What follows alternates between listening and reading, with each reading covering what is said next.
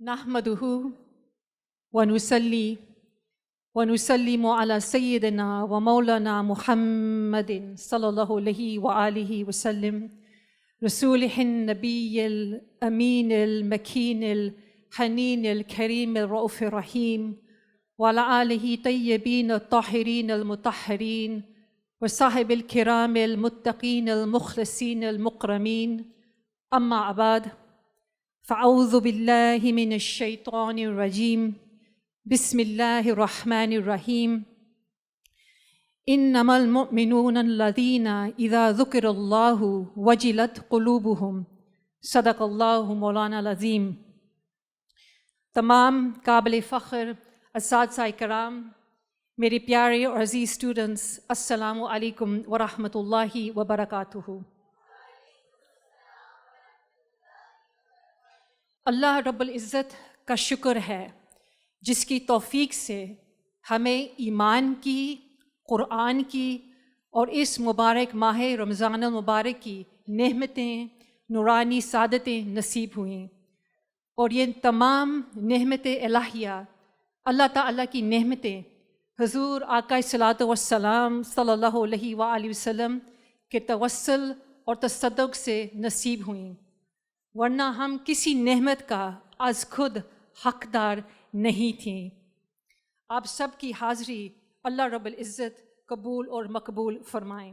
اب جیسے آپ سب کو معلوم ہوگا کہ دورہ قرآن کرنا سیدنا جبریل امین علیہ السلام اور آقا صلاۃ والسلام صلی اللہ علیہ وآلہ وسلم کی بہت عظیم سنت ہے۔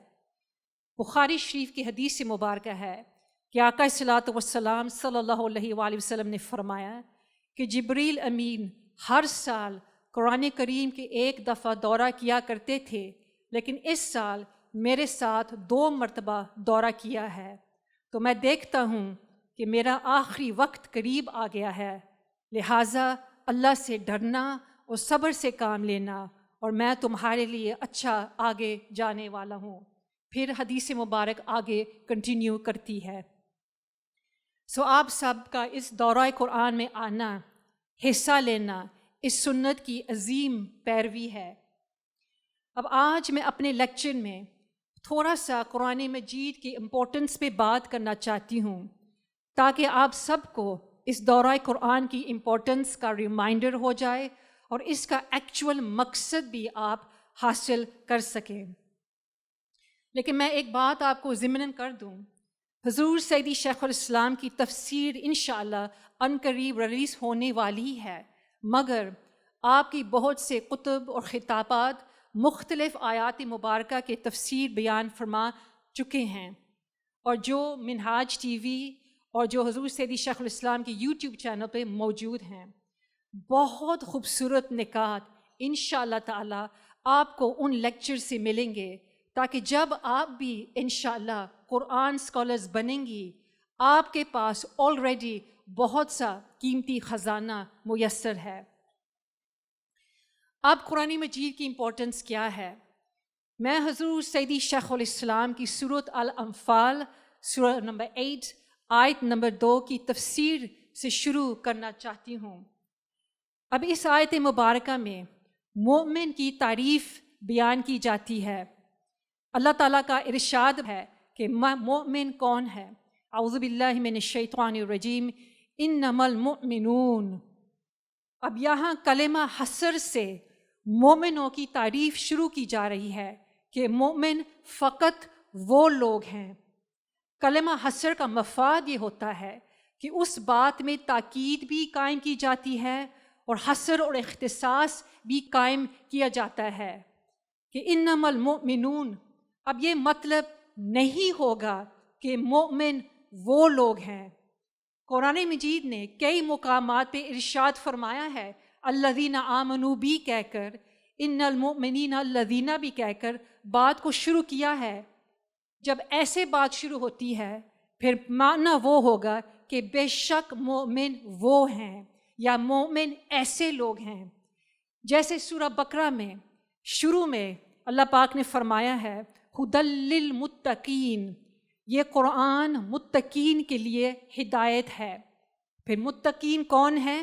الذین یؤمنون بالغیب، متقی اور پرہیزگار وہ لوگ ہیں جو بن دیکھے ایمان لاتے ہیں، وَيُقِيمُونَ الصَّلَاةَ، نماز قائم کرتے ہیں، وَمِمَّا رَزَقْنَاهُمْ يُنْفِقُونَ، اور اللہ کے راہ میں خرچ کرتے ہیں۔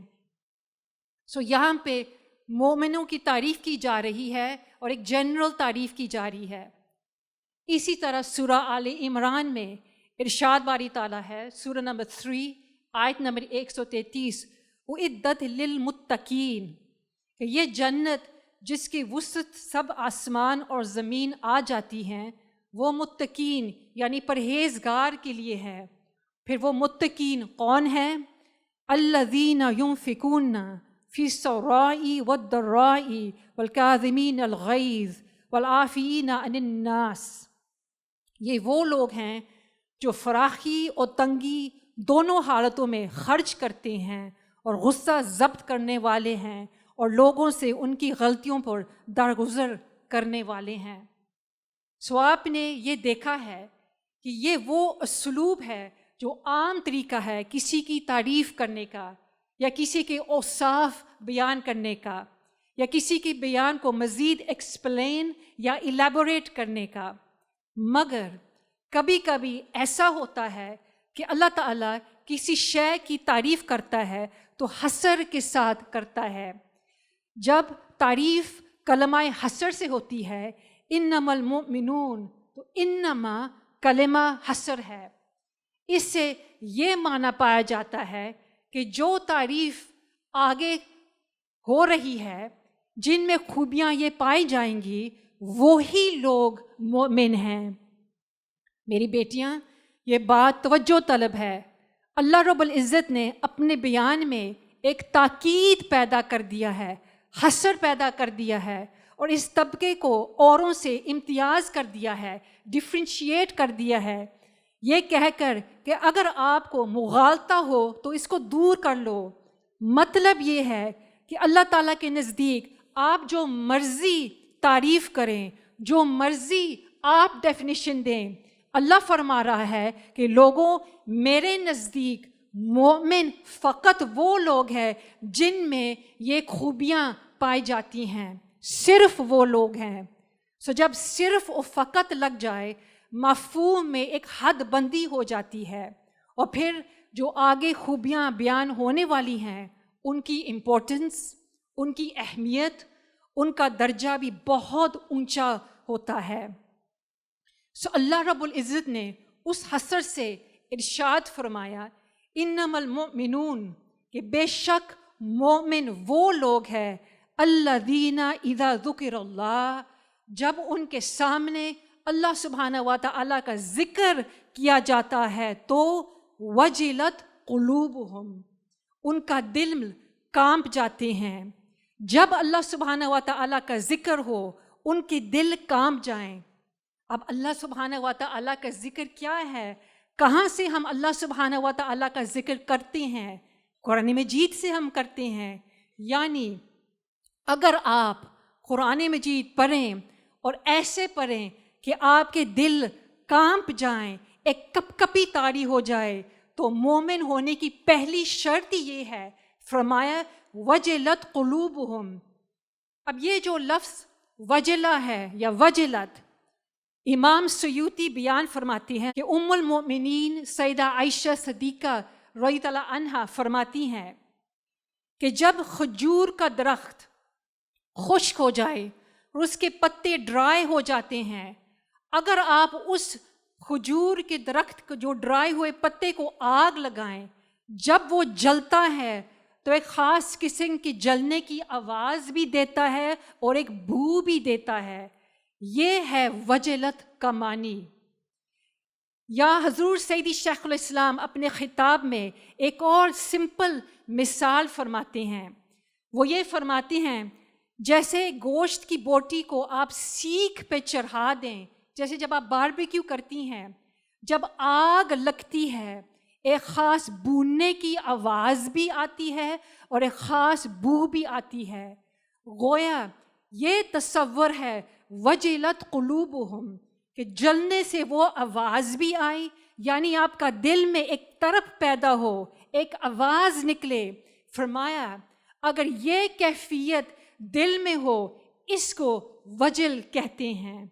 یعنی عشق کی آگ پر ذکر کی سیکھ اگر دل کی بوٹی چڑھ جائے اور دل میں طرف بھی پیدا ہو جائے، وہ آواز بھی دیں اور جلتی ہوئی بو بھی دیں، وہ کیفیت جس لمحہ پیدا ہو دل کی اس کیفیت کو وجل کہتے ہیں، دل کا تڑپنا. یعنی میری بہنیں، مومن فقط وہ لوگ ہیں کہ جب اللہ سبحانہ و تعالیٰ کا ذکر سنیں ان کے دل میں وہ کپ کپی طاری ہو اور دل سے ایک خاص آواز جلنے کی نکلے. ایسا دل ہونا چاہیے. اب آقا صلی اللہ علیہ وآلہ وسلم کا جب وصال ہوا تو سیدنا ابو بکر صدیق رضی اللہ عنہ کی ہجر مصطفیٰ کی کیفیت یہ تھی. بلکہ اگر آقا صلی اللہ علیہ وآلہ وسلم حیات بھی تھے اور سیدنا ابو بکر صدیق رضی اللہ عنہ ایک رات اور ایک دن بھی آپ سے علیحدہ ہوتے تو یہ آپ کی کیفیت ہوتی کہ سیدہ عائشہ صدیقہ رضی اللہ عنہا اور سیدنا اسماء رضی اللہ عنہا اور اپنے گھر والے کہتے ہیں کہ جب ہمارے والد پر ہجر یار یعنی ہجر مصطفیٰ صلی اللہ علیہ وآلہ وسلم کی گھڑیاں ہوتی تو رات کو تنہا اکیلے کمرے میں ہوتے. کمرے سے ایسی بو بھی آتی جیسی کوئی بوٹی آگ پہ جلتی ہے. تو یوں لگتا تھا کہ والد گرامی کا قلب، آپ کا دل ہجر مصطفیٰ کی آگ میں اس طرح تڑپ رہا ہے کہ بوٹی کی بو نکل رہی ہے. سو میری بہنیں، جب دل عشق میں جلتا ہے اس کی بو بھی آتی ہے، اس کے ہائے کی آواز بھی نکلتی ہے.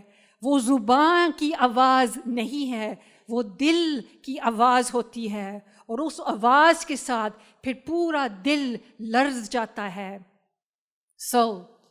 اللہ سبحانہ و تعالیٰ نے فرمایا، لوگو تم نے مومنوں کی تعریف اپنی بنا کر رکھی ہے، اپنی ڈیفینیشنز بنا کر رکھی ہیں، مگر اللہ تعالیٰ فرماتا ہے کہ آؤ انما المؤمنون، مجھے پوچھے کہ مومن کون ہوتا ہے تو میں بتا دوں کہ فقط وہ لوگ ہوتے ہیں کہ اذا ذکر اللہ وجلت قلوبہم، کہ جب ان کے سامنے ان کے محبوب حقیقی کا ذکر کیا جائے، مولا کا ذکر کیا جائے، یار کا ذکر کیا جائے، اللہ تعالیٰ کا نام لیا جائے، اللہ کا نام ہی آتے ہی، ذکر سنتے ہی ان کے دل پر ذکر الہی ایسی کیفیت وارد کر دیتا ہے جس سے وجل کہتے ہیں. دل پہ کپ کپی طاری ہو جاتی ہے اور دل تڑپنے بھی لگ جاتا ہے، لرزنے بھی لگ جاتا ہے. سو اللہ تعالیٰ ہمیں بتانا چاہتا ہے کہ جو میرے عشق میں، جو میرے ذکر میں، جو میرے محبت میں، میرے ہجر میں دل تڑپنے لگے وہی مومن ہے. میری بہنیں، قرآن مجید کیا ہے؟ اللہ سبحانہ و تعالیٰ کا ذکر ہی تو ہے، سراپائی ذکر ہے. اب اس آیت مبارکہ سے میں دو چیزیں بیان کرنا چاہتی تھی. ایک تو ایک لفظ وصل کی کتنی ڈیپتھ ہے. میں نے تو آپ کو صرف ایک ہی حدیث مبارکہ بیان کی ہے، مگر حضور سیدی شیخ الاسلام کا ایک پورا خطاب اس لفظ وصل پہ ہے. اسی صورت اور اسی آیت مبارکہ کے اوپر اس لفظ وصل پہ پورا آپ کا یہ آدھا خطاب اس پہ ہے. قرآن مجید کا فہم رکھنا، قرآن مجید کو سمجھنا، ایک ایک لفظ کو انڈرسٹینڈ کرنا کتنی اہمیت رکھتا ہے، کتنی امپورٹنس رکھتا ہے. پھر قرآن itself، اللہ سبحانہ و تعالیٰ کا ذکر، اللہ سبحانہ و تعالیٰ کا کلام، تو آپ کا تعلق، آپ کی نسبت، آپ کی اٹیچمنٹ، آپ کی محبت قرآن مجید کے ساتھ اتنی ہونی چاہیے، اتنا گہرا تعلق ہونا چاہیے، اتنا مضبوط اور مستحکم ہونا چاہیے کہ آپ بھی ان مومنوں میں شامل ہو جائیں. آپ بھی ان میں سے ہو کہ جب بھی اللہ سبحانہ و تعالیٰ کا کلام سنیں، قرآن مجید کو پڑھیں تو دل ایسے وجل کی کیفیت میں آ جائیں. تو یہ ہے پہلی علامت مومن کی. پھر دوسری علامت کا ذکر آتا ہے اسی آیت مبارکہ میں. فرمایا وَإِذَا تُلِيَتْ عَلَيْهِمْ آيَاتُهُ، کہ جب ان کے اوپر قرآن کی آیت تلاوت کی جاتی ہیں تو وہ آیتیں ان کی ایمان کو بڑھا دیتی ہیں، ایمان کو بڑھا دیتی ہیں، اونچا کر دیتی ہیں. اب میری بہنیں، ہم سب قرآن مجید کی تلاوت کرتی ہیں. رمضان المبارک کے پورے مہینے میں ہم تلاوت کرتی ہیں، ہم سنتی ہیں، مگر کیا یہ کیفیت ملتی ہے؟ اگر ہم اپنے اندر میں جھانک کر دیکھیں، کیا قرآن مجید پڑھنے سے ایمان کا درجہ بڑھتا ہے؟ ایمان ایکچولی حقیقی طور پہ مضبوط تر ہو جاتا ہے؟ میری بہنیں، حقیقت تو یہ ہے کہ ہم تلاوت بھی کرتی ہیں مگر انفارچونیٹلی کچھ بدلتا نہیں ہے. اب اس کی وجہ کیا ہے؟ مومن تو ایک ایک آیت کو پڑھتے ہیں، سنتے، اور ان کا ایمان بڑھتا جاتا ہے. اس کی وجہ کیا ہے؟ اب یہاں پہ حضور سیدی شیخ الاسلام فرماتے ہیں کہ ہم تلاوت کرتی ہیں، قرآن مجید کی کرتی ہیں. اس تلاوت سے جو ہم پڑھتی ہیں، کچھ ایسے لوگ ہیں جن کو معنی سمجھ نہیں آتا، ان کو صرف مبارک الفاظ کی تلاوت کا ثواب اور اجر ملتا ہے، اور اس کے اپنے برکات و فیوزات بہت ہیں، وہ ایک الگ ٹاپک ہے. لیکن مزید کیفیت مشکل ہوتی ہیں. مگر اہل دل پا لیتے ہیں، ان کے اوپر مراد و معنی کھل جاتے ہیں. اگین وہ بھی ایک الگ ٹاپک ہے. پھر کچھ ایسے لوگ ہیں کہ تلاوت کے ساتھ، ترجمے کے ساتھ بھی واقف ہو جاتے ہیں، تلاوت کرتے ہیں اور معنی اور مفہوم کے ساتھ واقف ہو جاتے ہیں، مگر جو تلاوت قرآن سے حاصل ہوتا ہے وہ علم کہلاتا ہے. جیسے آپ دورہ قرآن آپ اس وقت آپ اٹینڈ کر رہی ہیں، یہ بہت عظیم چیز ہے، بہت اعلیٰ اقدام ہے. احکام جب آپ پڑھتی ہیں وہ آیت مبارکہ تو آپ کو ان احکام کا علم ملتا ہے. جب قصص انبیاء کی آیتیں آپ پڑھتی ہیں، ان کی واقعات کو آپ اسٹڈی کرتی ہیں تو ان کا علم ملتا ہے. مگر ہم، میری بہنیں، ان سے عبرت نہیں لیتی. فار ایگزامپل، اگر ہم نے قصص انبیاء سنتی ہیں، سیکھا ہوگا، مگر ہم عبرت نہیں لیتی. آیت قرآن مجید کی ہم ضرور پڑھتی ہیں، تلاوت کرتی ہیں، مگر ہم اس میں سے نصیحت نہیں لیتی. آیت پڑھتی ہیں مگر ہم ان میں سے بصیرت نہیں لیتی. علم لیتی ہیں، ایک ایکڈیمک پریکٹس ہے اور اس کے تحت ہم علم لیتی ہیں، مگر عبرت ہم حاصل نہیں کرتی. بات میں اب آپ کو فرق سمجھ آ گئی ہے نا، کہ ایک تو ہے علم حاصل کرنا، ایک تو یہ ہو گیا علم تو ہم لیتی ہیں، مگر ہم نے اس علم کو بصیرت میں ہم بدلتی نہیں ہیں. اگر اس میں ہدایت، عبرت اور بصیرت لے لیں اور اس کا معنی اور مراد پڑھیں اور اپنے قلب کے اندر وارد ہو جائے، پھر ہم انشاءاللہ تعالی باطنی ترقی کر سکتی ہیں.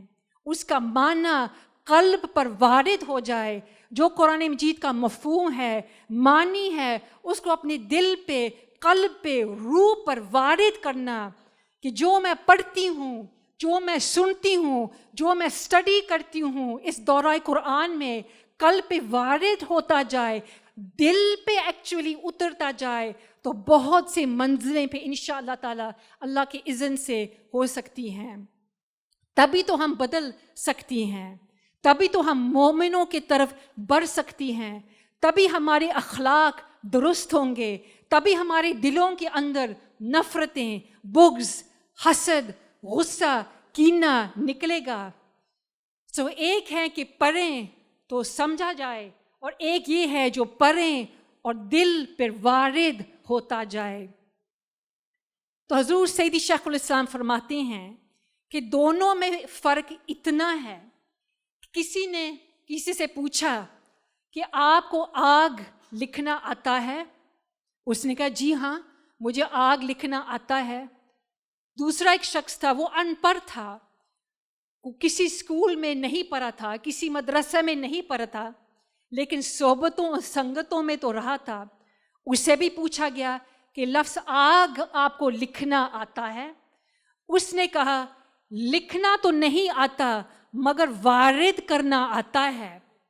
दोनों को फिर कागज़ दे दिया, एक ने कलम से आग लिख दिया और दूसरे ने कागज़ को आग को जला दिया। उसने कहा आग लिखना तो नहीं आता मगर आग लगाना आता है। उसने कहा आप तो लफ्ज़ों में गुम थे, मैं उसके माना में गुम था। आप तो लफ्ज़ और हरूफ में रह गए, मैंने उसके मानी को वारिद करना सीख लिया। तो जो फ़र्क है आग का लिखना और आग को लगाना है, यही फ़र्क है कुरान मजीद को समझना और कुरान मजीद को पढ़ कर, कुरान को समझ कर फिर दिल और बातिन को वारिद करना। सो मेरी बेटियां, कुरान मजीद को पढ़ कर, समझ कर अपने कल्ब और बातिन को जला दें, रोशन कर लें। अब आप इस आयत को फिर पढ़ें और फिर समझें। वइज़ा तुलियत अलैहिम आयातुहु, कि जब उनके ऊपर कुरान की आयत तिलावत की जाती हैं तो वो आयतें उनकी ईमान को बढ़ा देती हैं, ईमान को बढ़ा देती हैं, ऊंचा कर देती हैं। अब समझ आए कि ये आयतें कैसे ईमान को बढ़ाती हैं। मोमिन का कुरान पढ़ना सिर्फ हरूफ और अल्फाज की तिलावत नहीं है, बल्कि उन हरूफ और अल्फाज के माना और मुराद जो है वो हकीकत बनकर मोमिन के दिल पर वारिद होती है। इसी तरह अल्लाह सुब्हानहू व तआला फरमाता है सूरह अल-बकरा में आयत नंबर 121, अल्लज़ीना आतैनहुमुल किताब, कि ऐसे लोग भी हैं जिसको हमने किताब फरमाया है, यानी कुरान, यतलूनहु हक्का तिलावती, और फिर उस कुरान की तिलावत यूं करते हैं जैसे तिलावत करने का हक होता है। इसको यूं पढ़ते हैं जैसे पढ़ने का हक है। फिर फरमाया उलाइका युमिनूना बिह, यही लोग हैं जिसने इस पे ईमान लाने का हक अदा किया। मेरी बहनें, सवाल ये आता है कि हक कैसे अदा होता है? कि जब कुरान मजीद को पढ़ें, जब आप उसको समझें, अल्लाह सुब्हानहू व तआला का कलाम आपके दिलों पे ऐसे वारिद हो कि आपके अंदर एक तरफ पैदा हो, वजिलत कुलूबुहुम, कि कप कपी तारी हो, फिर ही कुरान मजीद को पढ़ने का हक अदा होगा। क्योंकि जब कुरान मजीद इंसान की दिल पे वारिद हो जाता है, फिर जो कुरान कहता है इंसान वही करता है, जो कुरान मजीद मना करता है फिर इंसान उससे दूर रहता है। इसकी एक और भी मिसाल है।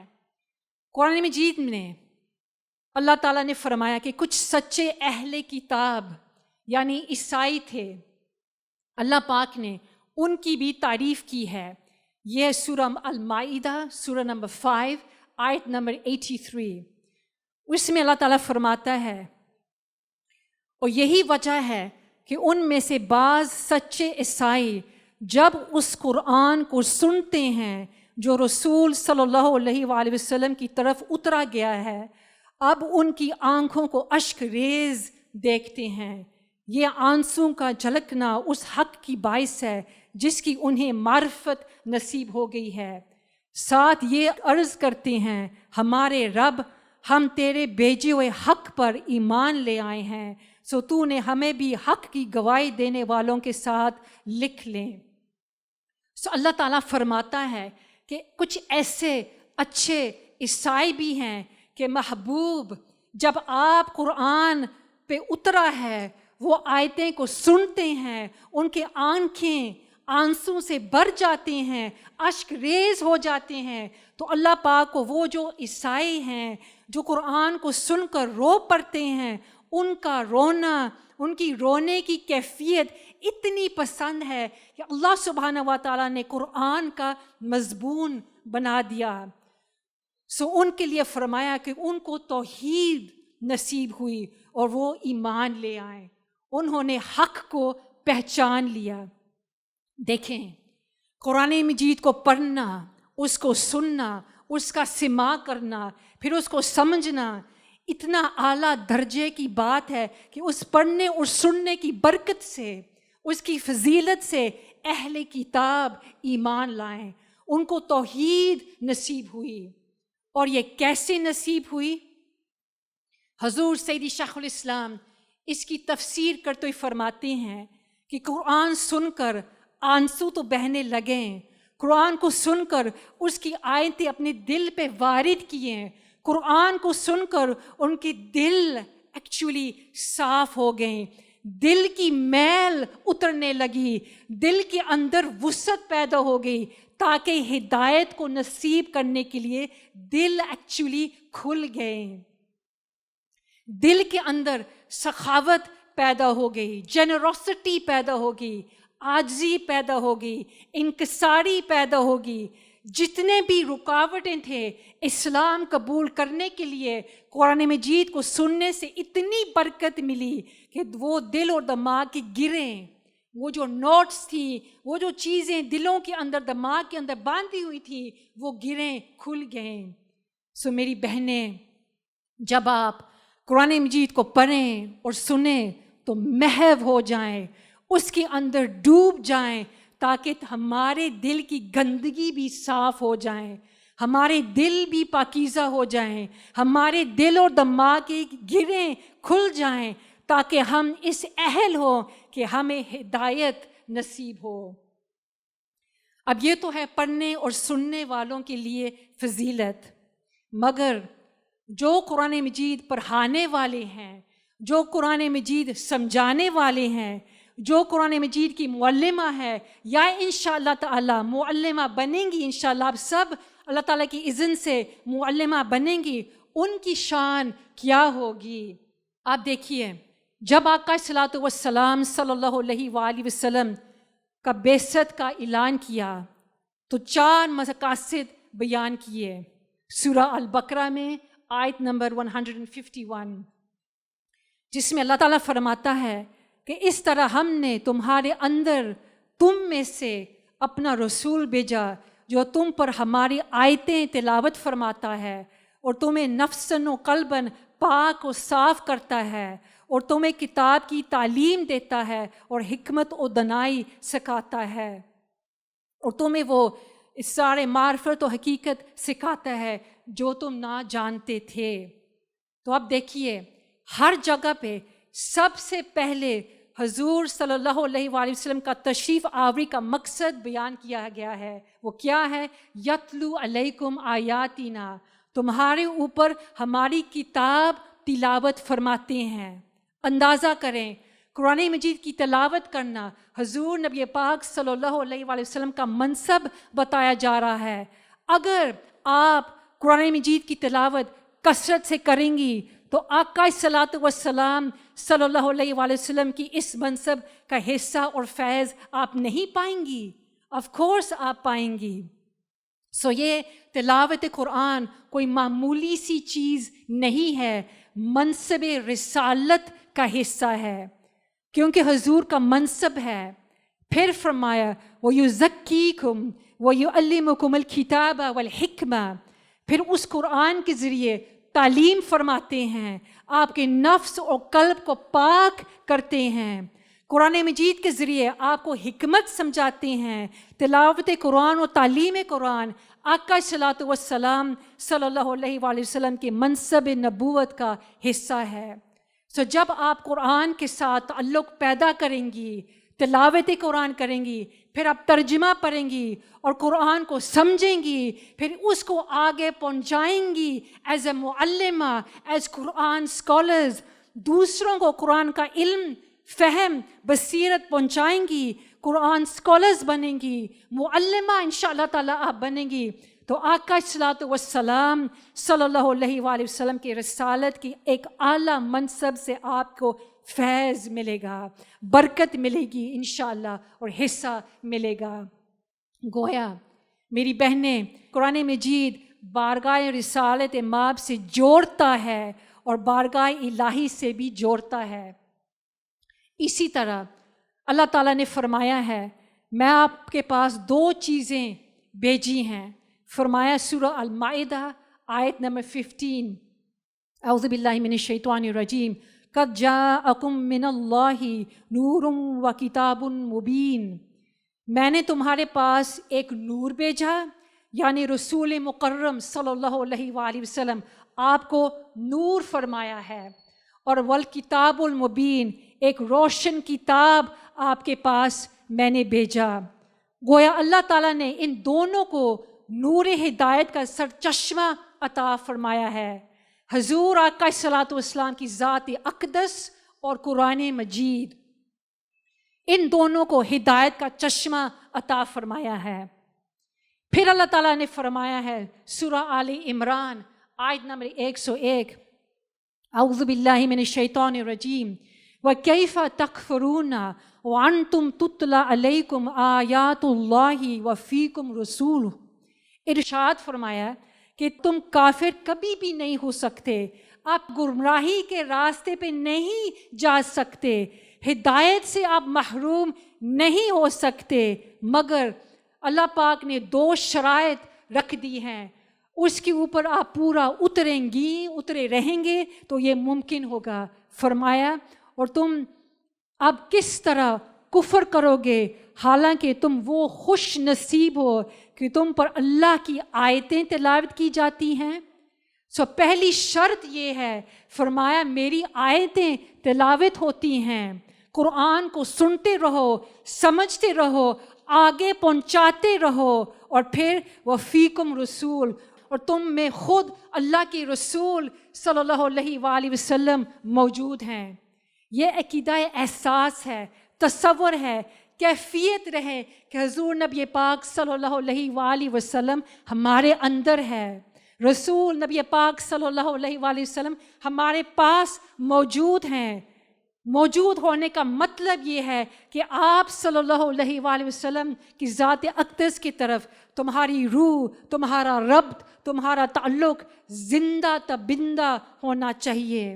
آقا صلاۃ والسلام صلی اللہ علیہ وآلہ وسلم کے ساتھ ایک لیونگ لنک ہونا چاہیے، ایک لیونگ ریلیشن شپ ہونی چاہیے۔ ایسی داستانی تعلق نہ رکھو، ایک روایتی، ایک ہیبیچول تعلق نہ رکھو، حقیقی تعلق رکھو۔ وفیکم کا مطلب یہ ہے زندہ تعلق رکھو، تاکہ ہمیں احساس ہو کہ ہم آقا صلاۃ والسلام صلی اللہ علیہ وآلہ وسلم کے ساتھ جڑے ہوئے ہیں، ایک ربط ہے، ایک تعلق ہے۔ اور دوسرا کہ قرآن سے اتنا گہرا تعلق رکھے کہ تم قرآن سنتے رہو اور سمجھتے رہو اور آگے پہنچاتے رہو۔ اگر آپ کی ہدایت ان 2 چشموں پہ رہے، تمہارا عمل رہے، تمہاری محنت رہے، تمہاری توجہ رہے، تم کبھی انشاءاللہ تعالی، اللہ تعالیٰ کا وعدہ ہے، تم کبھی گمراہ نہیں ہو سکتی ہیں۔ پھر اس آیت کی اینڈ پر فرمایا، پھر اللہ پاک نے فرمایا اور جو شخص اللہ کے دامن کو مضبوط پکڑ لیتا ہے تو اس سے ضرور سیدھی راہ کی طرف ہدایت کی جاتی ہے۔ پھر اللہ تعالیٰ فرماتا ہے سورہ الاسراء میں، سورہ نمبر 17 آیت نمبر 9، کہ بے شک یہ قرآن اس منزل کی طرف رہنمائی کرتا ہے جو سب سے درست ہے۔ میری بہنیں، اگر کوئی چاہتا ہے کہ وہ ہدایت کے راہ پہ پختہ چلے، جہاں پھسلن نہ ہو، کیچڑ نہ ہو، جہاں انسان بہک نہ جائے، پختہ ہدایت کے راہ پہ چلے، فرمایا یہ قرآن ہے جو میں نے آپ کو عطا کیا ہے، مگر 2 چیزوں میں لا کر سمجھا دیا ہے، وَفِيكُمْ رَسُولٌ وَتُتْلَى عَلَيْكُمْ۔ قرآن کی راہ پہ چلیں اور چلتے رہیں اور ہاتھ دامن مصطفیٰ صلی اللہ علیہ وآلہ وسلم پہ رہیں، پھر دنیا کی انشاءاللہ تعالی کوئی طاقت آپ کو گمراہ نہیں کر سکتی۔ اور میری بہنیں، یہی منہاج القرآن کا راستہ ہے، یہی 3 چیزیں منہاج القرآن کا فوکس ہے، فاؤنڈیشنز ہیں، کہ رجوع ہے کہ دیان سفر مولا کی طرف رجوع، اللہ کی طرف رہیں، سفر کا دیان اللہ کی طرف رہیں، ہاتھ آقا صلاۃ والسلام صلی اللہ علیہ وآلہ وسلم کے دامن پر رہیں اور سڑک اور راستہ قرآن پر رہیں۔ ان 3 چیزوں کو مضبوطی سے آپ تھام لوں گی، دنیا کو انشاءاللہ تعالیٰ کوئی طاقت آپ کو بغا نہیں سکتی۔ اور الحمدللہ اللہ سبحانہ و تعالیٰ کی اذن سے، آقا صلاۃ والسلام صلی اللہ علیہ وآلہ وسلم کی توفیل سے اور حضور سیدی شیخ الاسلام کی توسل سے لطف کی بات یہ ہے کہ ہمارے مشن میں یہ تینوں چیزوں کی کوئی کمی نہیں ہے۔ رجوع اللہ اور تمسک باللہ، رجوع بالرسول اور تمسک بالرسول یعنی تھام لینا، اور رجوع القرآن اور تمسک بالقرآن، تینوں ہمارے مشن میں یکجاں ہیں۔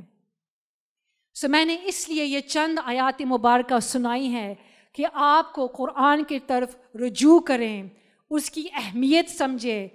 یہ جو آپ دورہ قرآن سن رہی ہیں، اس کی کتنی امپورٹنس ہے، کتنی اہمیت ہے، اور آگے انشاءاللہ تعالیٰ یہی سلسلہ آپ نے جاری رکھنا ہے۔ جب یہاں سے آپ فارغ و تحصیل ہو کر جائیں گی، آگے آپ نے بھی قرآن اسکالرز بننا ہے، اور یہ بھی پتہ چلے کہ ہمارا مشن یہ اہم ستون اور فاؤنڈیشنز ہیں۔ اینڈ پہ میں چند حدیث مبارکہ بیان کرنا چاہتی ہوں کہ آخرت میں بھی ہمارا قرآن مجید کے ساتھ لگن کتنا اہم ہے۔ ام المؤمنین سیدہ عائشہ صدیقہ رضی اللہ عنہا روایت کرتی ہیں، اور یہ بخاری شریف اور مسلم شریف کی متفقن علیہ حدیث ہے کہ آقا صلاۃ والسلام صلی اللہ علیہ وآلہ وسلم نے فرمایا کہ جو شخص محنت سے قرآن پڑھتا، یعنی روز پڑھیں، روز سنیں، روز سمجھیں، تدبر کریں، تفکر کریں، اس میں ڈوب جائیں، فرمایا اس طرح پڑھیں کہ ماہر ہو جائیں، سو قرآن کی مہارت حاصل کرتا ہے۔ جیسے میری بہنیں آپ اس دورہ قرآن میں کر رہی ہیں، قیامت میں اور جنت میں اللہ تعالیٰ نے ان لوگوں کو، یعنی جو قرآن پڑھتی بھی ہیں اور پڑھاتی بھی ہیں، مہارت حاصل کرتی ہیں، ان لوگوں کے لیے قیامت میں اور جنت میں اللہ تعالیٰ نے ان لوگوں کو مکرم اور معظم انبیاء کرام اور معزز اور مکرم ملائکہ کے ساتھ رکھا گیا ہے۔ ماشاءاللہ، سبحان اللہ، معزز محترم انبیاء کرام اور اونچے درجے کے جو ملائکہ ہے، ان کی مجلس اور ہم نشینی ملے گی، ان کے ساتھ ٹھہرانا، مسکن ان کے ساتھ ہوگا، ان کے محلے میں انشاءاللہ تعالیٰ اگر آپ سلسلہ یہ جاری رکھیں گی انشاءاللہ تعالیٰ، اللہ تعالیٰ کی اذن سے آپ انہی کے محلے میں ٹھہرایا جائیں گی۔ میری بہنیں، یہ کتنی بڑی سعادت کی بات ہے، کتنی فضیلت کی بات ہے، کتنی ان دورہ قرآن میں برکتیں ہیں، فضائل ہیں۔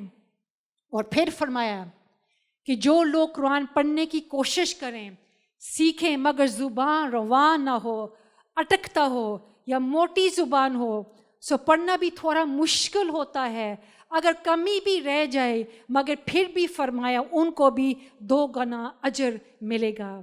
پھر صحیح مسلم شریف کی حدیث مبارکہ ہے کہ نبی پاک صلی اللہ علیہ وآلہ وسلم نے فرمایا، قرآن مجید پڑھا کرو، قیامت کے دن خود اپنے پڑھنے والوں کو شفاعت کے لیے میدان حشر میں کھڑا ہوگا۔